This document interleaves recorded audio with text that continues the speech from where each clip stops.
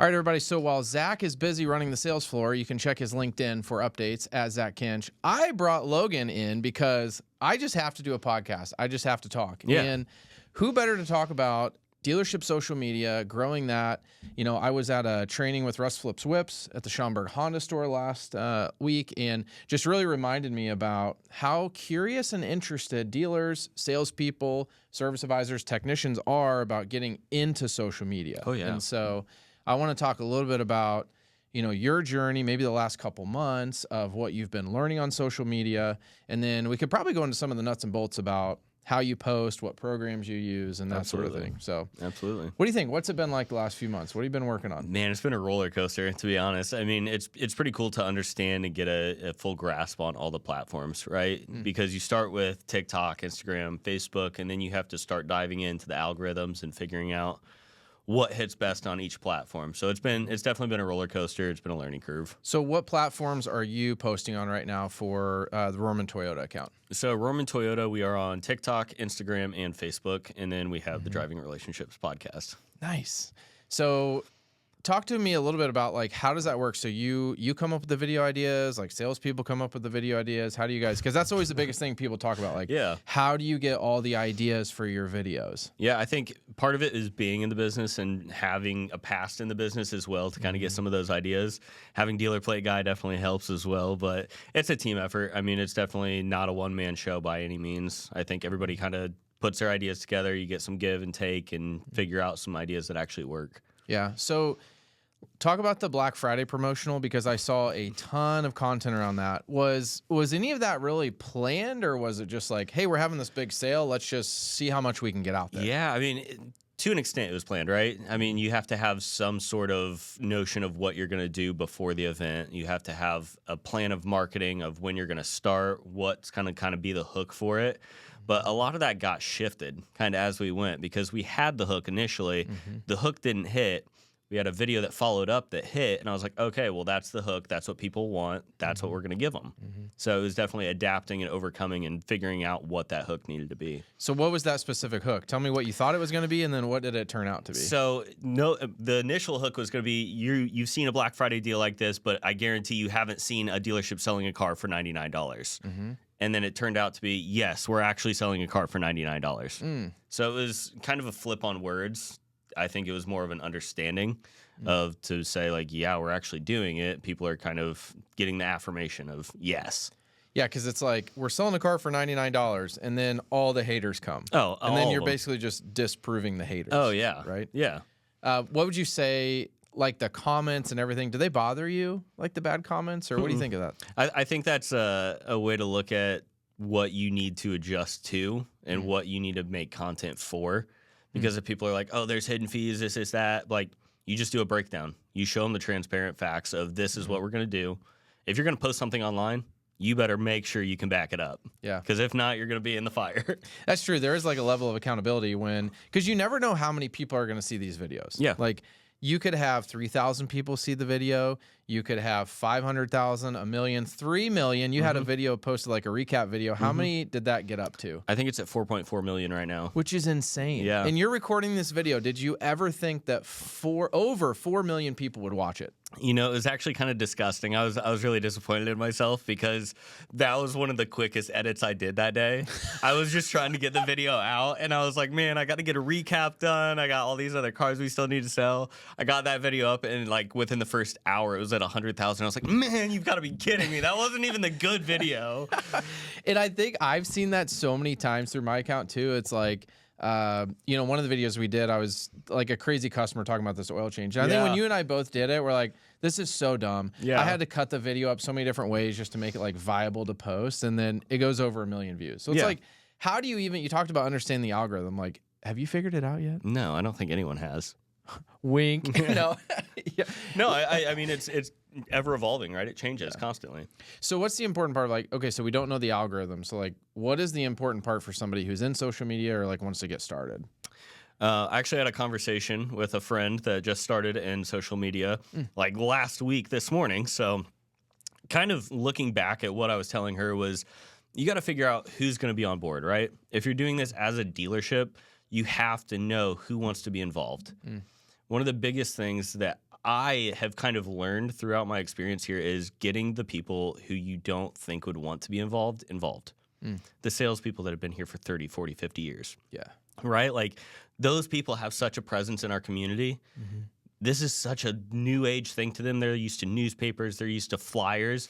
Getting them on social media is an absolute nightmare sometimes. Yeah. But when they are, you see so much love from the community come back and actually kind of shower them with that love. And I've seen those guys. It's like they kind of sat back and were just watching. Like, this is dumb. It's a waste of time. Oh, yeah. And then they probably had some customers comment back like, why aren't you ever in the videos? You know, or I see the videos all the time, but I never see you in them. And then, they start jumping in them and start doing them. Yeah. And so, yeah, it's kind of cool. I think everybody is scared to take that first step. Yeah. Like, I know I was, and I still am, you know, when I do a video and I'm like about to post it, I still kind of get nervous for some reason. Oh, yeah. I don't know why. Yeah. But I think probably why is because you never know if like a million people are going to see this. And then You never know. Like, are you just going to get embarrassed off the face of the earth? But I think that's part of it. Like sticking your neck out in there and just doing it. Because you never know what's going to happen. No. You know, I think the more content you have out there, obviously the more kind of a wave behind you that's like pushing you out there, pushing your message out there and whatever you want to get out of it. Yeah. So what have you guys seen just in return as far as a dealership? What do you feel like it's really done for the dealership? I think it goes more along the lines of branding, right? Getting your name out there, getting the brand out there of this is who we are, this is what we do, this is how we operate. And you can show a lot of that within video, but it doesn't have to be like, hi, guys, we are Rorman Toyota. We are a transparent dealer who will not screw you over on a car. It's showing that with humor, with laughter, with some serious skits, with some talking head style, right? It's an accumulation of all of these things to be able to showcase what we're about here with maybe kind of a dialed back atmosphere. Yeah, and I think the big catch a lot of times is like there's no ROI to social media. But I don't know that there's a direct ROI to social media, but like you talked about, I mean, I've seen this Rorman Toyota brand build over the last year. Automotive News has picked it up, Car Dealership Guy, you know, some of these huge news media outlets is like, whoa, people know who the Rorman Automotive Group is now. They didn't before. Right. And there has to be some sort of a benefit to that. It's not maybe a direct lead conversion or whatever, but we do have those customers that call in and want to work with a certain salesperson or like want to do business with us. Or, hey, you know, I live 2 hours away, but I came down to you guys because, you know, I know that I can trust you guys or you guys are funny or, you know, I want to buy a car from you. You feel like you get to know the person. You do, through the screen, right? Yeah. Which I think is super cool. Yeah, everyone I've met like on social media in person, it's like, well, I already know them. Yeah. It's just kind of weird not to see them on my phone, I guess, to that extent. So let's talk a little bit about nuts and bolts of social media. So I think this is always a big topic of conversation is like, what apps do you use to record? How do you do the different cross-posting? Because I imagine it's like extremely time-consuming just doing one video and then posting it. So let's start here. How much planning goes into these videos? Honestly, probably a good 20 minutes of banter. I feel like you have to have some good banter to get a good video. And then recording it. I mean, sometimes your best take is your first take, so don't delete those first takes. But I feel like they always are. Yeah. And I think it's something about it being genuine. Yeah. That first take is so genuine because it's like, but then you start to put pressure and expectations on yourself and, I need to word this a little bit differently this way and that way. I need more energy here. I need less here, more facial expressions. You kind of get in your head about it where if you're really just like, hey, just get in whatever character you're playing, just go for it. Right? Yeah. Okay, so a little bit of time, but so then what do you record in? I use my iPhone for a majority of it, and then CapCut is what I edit on. Okay. So majority, you can do anything that mainstream DaVinci Resolve, Adobe Premiere for social media, you can do on CapCut. Yeah. I think CapCut's nice because then with CapCut, when you have the videos in there, it's kind of saved within CapCut, and then you're pushing it right to the different platforms that way. Okay. Yeah, it definitely makes it a little bit easier. So do you guys have the pro version of CapCut? I do, yeah. I've heard some people do, some people don't. I know a couple big creators that don't have the pro version, which I was absolutely shocked by. They're sleeping on it. It's wild, but then they don't need it. Yeah. You know, it's like, man, you've grown to that platform. Yeah. Like, I think the most important part is to start posting, post consistently. You know, make sure you have that hook at the beginning. Yeah. You know, I think that's a big thing. When I look at the stats, it's kind of disheartening because you know, your average watch time is like 1 or 2 seconds. You know, at least most viewers swipe away in 1 or 2 seconds. Yeah. Like, oh, that stinks. You know, 30% of the people leave within 5 seconds, you know, on even good videos. Oh, yeah. I'm talking about really good videos. So it's like, you kind of got to go into it with that mindset of, man, not everybody is going to like watch this, but what do you do in that first 3 to 5 seconds that actually like keeps people's attention? Like, So I think you're 100% right with the hook, right? The hook is super important. If you don't know what a hook is, watch Roman Toyota, watch Dealer Play Guy, watch Miller Time, watch Doc Fees, watch all these guys, right? You guys know what you're doing. You know how to kind of set the mood for that.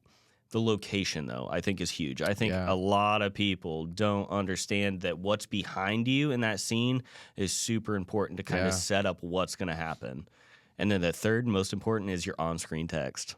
That's right. Yeah. So a hook, not only is it in the beginning about what you say or do, a hook is also the setting that it's done in. 100%. And then that on-screen text can also be a hook because 100%. people are most likely going to read that, right? And so they're going to swipe up on your video. And just like, you kind of have to ask yourself, and I love this. This was actually something from Russ Flips Whips training. He's like, when you're scrolling through a video and you stop and watch one, ask yourself why. Yep. Why did I stop and watch that video? What was it about that video that made me stop whatever I was doing and watch it? Yeah. So what I've noticed myself, I don't know if you do this too, I will just randomly swipe through like 3 videos and then I just randomly stop. Yeah. It's weird. Yeah. I'm like, why do I do that? So then I'm thinking, oh no, if that was one of my videos, somebody's just like, oh, They didn't even care about it. the 3 swipe rule. It's like swipe, swipe, swipe. I'm going to stop on that one just randomly. I think ads coming into play on a lot of these platforms is getting difficult because you see some videos and you're like, oh, this feels like an ad. Yep. How do you get away from it feeling like an ad? Yeah. Right? And like a genuine video. Yeah, but I think your point about setting is so true because I've noticed like the videos that I've done on Dealer Play Guy platform, if I don't have a dealership behind me or something that signifies like, oh, it's a toolbox or it's a car, those videos do not do well. No. Right. And the couple that I've had though that I've done in my office, which is just kind of an office setting, I think it's kind of familiar to people, but I feel like that on-screen text, they swipe and they're like, whoa, this is kind of a weird setting from what I'm used to seeing. They maybe look at the text and they read it and like, oh, I'll stay for this. Yeah. Right. So I don't know. There's so many different ways to do it. It's like subtle foreshadowing. Have you seen those videos? No. What are those? Oh, it's like it'll show like someone pulling in for an oil change or whatever, and then it'll be like 3 minutes later they'll be driving down the road having a good time, and then the next thing they'll be buying a new car. It's just like foreshadowing, just kind of allowing someone to kind of guess what might happen in that video. Yeah. And that's the other part of it now of like making longer videos for like the TikTok Creator Fund. Because we both have accounts that are, well, you have 2 accounts technically. I do. That are in the TikTok Creator Fund. So a lot of people don't know how that works. So once you get to 10,000 followers, you're in the TikTok Creator Fund. Yep. Every video over a minute qualifies for monetization. So Correct. they're going to pay you a certain amount per 1,000 views based upon the retention rate, watch time. There's some disqualified views, which most of those are people who do not stay for the first 5 seconds. Correct. So they swipe away. So talk to me a little bit about like, how have you worked with the monetization of the videos and like, how hard is it to make videos over a minute? It can be difficult. I think speaking about my personal account, it's a little bit different because it's a hobby of mine. Fishing is a little bit more niche, I think. So I think that's a little bit easier. I think going into the automotive space, I think you just have to lay it out, right? Like when we were talking about making a video about an electric car with an oil change. It's like, okay, but how do we set this up for a funny video or a good video? Yeah. It's about setting it up, having a good hook, having the meat and potatoes in the middle, and then having your dessert at the end, which is usually your punchline. Yeah, and that's where like, okay, so growing the account, I focused on like 20 to 30 second videos, maybe 45 seconds. But now it's like, whoa, even just turning a 45-second video into an over a minute video is a really tough challenge because it's very easy to think about these punchlines. Like the punchline with that one was, oh, we have a Tesla on the lift and we're going to do an oil change. Oh, it doesn't have an oil change. Yeah. And now we're trying to think through like, how do you actually make this funny and not stupid? Yeah. Because it is like, it's stupid. Like yeah, it's a stupid 100%. video. So people are like, oh, this is so dumb, right? Which I think that stuff's funny, but it's just, how do you set it up that way? And to your point, it's like, I've had to learn, okay, I have a punchline here. How do I have 3 videos within one now, if you think about it. I have 3 20-second videos that I have to produce, and, people have to get their attention through the whole thing. Because obviously the more I retain them, the more views it's going to get, the more money that you're going to get paid out. So yeah, it goes from kind of being a oh, this is super easy and fun to do a video because it literally doesn't matter how long it takes, to, wow, I really have to focus to make this over a minute. Yeah. Oh, wholeheartedly. Yeah. I think it's cool though, because it takes that shift from I'm gaining followers, I got to get followers, to now I got to make some really good content, right? I got to keep those followers. I have to retain them. I have to continue to grow, but I also have to maintain my presence on social media. Yeah. And I think the videos that I've seen that do really well are ones that are like extremely relatable. So from a customer standpoint, from, you know, being an employee to whatever it is, it's extremely relatable content. Like we've had some people that post some really funny videos, but I ask myself this all the time. Is this funny because I know the person, or is it just genuinely funny? Yeah. Like I remember one that I don't want to call his name out, but we were doing one about it was like a game time situation where he's like drawing a play on the whiteboard. Hilarious idea. Yeah. But it was just like, how do you execute that to be funny and get views on social media? It was tough. Yeah. You know, but then you look at some of these creators, like I love George Saliba's content. I love Ben's and Bowtie's content. And like they literally, and I'm a little jealous, and Tommy at Delivered, like I'm just a little jealous because they just have their camera rolling while they're working. Yeah. Oh, yeah. It's like, oh my word, this is incredible. Like who would have thought? There's another one, TE Videos is one of my favorite techs. And he does oil changes. Like I think he works at a Honda dealership. Every time they're up there, he's like, I think he has some sort of a head camera, like maybe a GoPro is he just or like something. going doing stuff? Oh, that's and he's just so doing cool. like the oil changes and the brake jobs. That's and like, super cool. I just stop and watch. Yeah. So I think that can be an easy way to social media. If you have a job where you can literally just record yourself working, do it, and then just chop it up and post it. And some of these videos that these guys do on TikTok specifically are too long. Yeah. They're too long. Yeah. They're 4 minutes. They're 5 minutes. I've seen up to like 9.5, 10 minutes for fishing videos, which is insane. But they do really well. Yeah. So it's like there's so many different avenues into the social media, right? And you know, I think one of the things that I've tried to get you guys is like, let's try these car review videos. Like, let's try to do them. Yeah, we don't have the Mercedes, we don't have the Cyber Beast, we don't have some of these vehicles, but it's like, can we make those to where they hit? Yeah. Right. Have you noticed some of your videos that have lower views have actually higher engagement, like through the comments? Yeah, it's interesting. So you'll have, I feel like, actually, I watched a video the other day, and it was like you can be so niche specific on certain videos that you are going to own 5% of that market share, right? Yeah. Or you could go super broad and you could own 2%. Right. So I think once you get down super niche on a lot of these videos, you get a lot of that engagement because people relate and they get into it, but it doesn't really appeal to the masses. Yeah. So I think that's where that comes from. But it spurs on a lot of comments, a lot of discussions. That's probably where, you know, they're not the videos that are going to jump you up in followers, but it'll probably get more loyal followers with that too. Like, you know, eventually social media, and I've already hired someone off social media, but you know, that's kind of my end game of it, and my role is like I want to be able to hire people. Yeah. And so I think I need to do a better job of those type of videos, like maybe not professional videos, but ones that are going to generate more comments and discussions. And then those are people that, hey, I can follow up with them. Yeah. Hey, talk to me about your story. You know, so those are kind of like leads for me to. It's a genuine connection. Yeah, 100%. Yeah. And I think it's you know, it's a good way to find talent. Hopefully. Yeah. Right. We know we sell some cars from it. You know, I don't know that anyone's necessarily driving their car here for service or ordering parts, but we'll see what comes of it. You never know. You never know. We'll see what comes of it. So, yeah, I don't know. Anything else you'd like to add just in terms of like dealerships who may be thinking about growing their social media? You know, what advice would you have for them? Dealerships have always been a little bit behind in everything, right? I mean, you see a lot of real estate coming out doing a lot of these videos. You see a lot of office space doing a lot of these videos. If you're a dealership and you're not on social media, you are already behind. You need to do it. You need to get on it. You need to have somebody dedicated to it. You need to have somebody willing to have a passion to make videos, right? Yeah. You have to have fun doing this job. You have to be outgoing. You have to be aggressive. But at the end of the day, if you're not on social media, you're behind. I love it.